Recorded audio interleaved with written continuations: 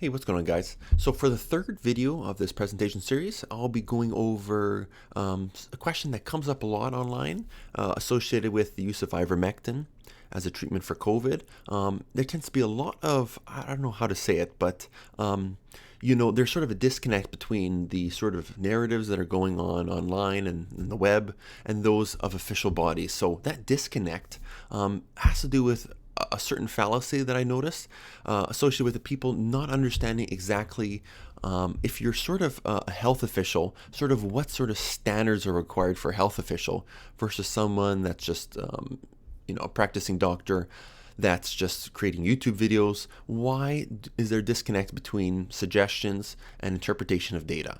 So what I wanted to point out was something called high degree of medical certainty, which is sort of the idea that when you want to make a recommendation for something, there's a certain level at which you have to sort of a bar that you have to meet, right?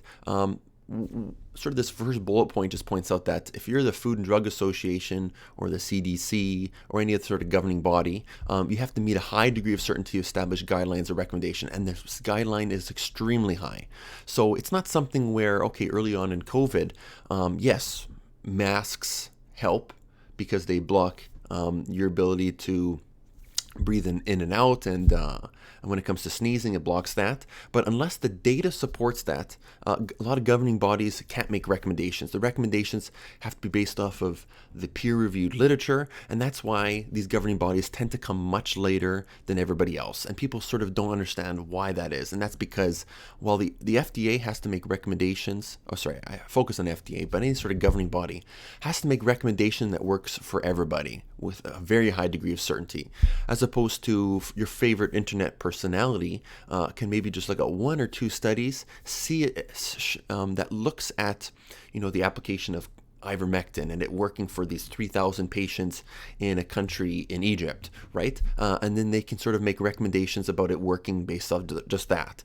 But the most important thing is that the people that you think are giving you recommendations, because they don't have the skin in the game that something like the CDC does, and they don't, the cost associated with them being wrong aren't as high as something like the CDC. That's why you see that disconnect. Is the incentives are not there for people to be as thorough as they probably should. And so to meet this high degree of medical certainty, that requires extensive multivariate studies and large sample sizes that are sometimes not available when you're looking at individual studies. While something like the CDC has to look at all those things before ever making a recommendation. So this is a perfect example of, in the specific application of ivermectin, study after study have showed that that the efficacy of ivermectin works when it's used for COVID. So just to be super clear about this, is just my relaying of what's available. I'm not making a suggestion one way or another. I'm just asking you to think about the data a little differently. And if something says it works or it doesn't work, why does the FDA say this or that? They're saying these things for a reason. Don't listen to me.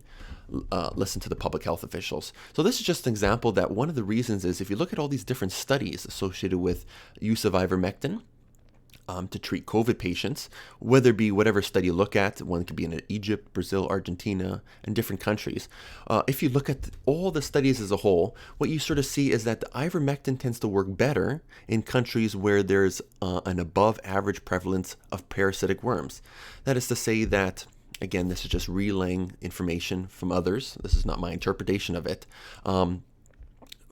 Ivermectin ultimately is an antiparasitic, right? So when people have these prevalence of parasitic worms, it has some sort of effect where it's actually making them recover quicker, but that's because it's affecting the parasitic worms, which are having some sort of complication with corticosteroids that are used to treat COVID. So it's not a matter of the ivermectin is treating COVID, but it's sort of the interaction associated with the parasitic worms that is giving that finding. So what this is just to show is that if you look at these studies where there's a below average prevalence of parasitic worms versus above average, you even see discrepancies in the data. So this is just, again, one way that all these studies can be telling you something, and as a whole they could be telling you something.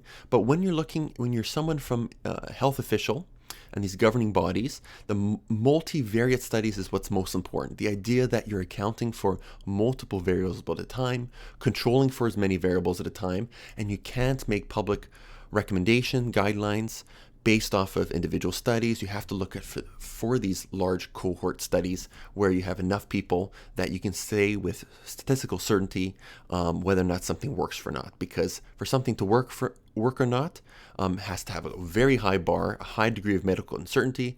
And as of right now, ivermectin has not met that.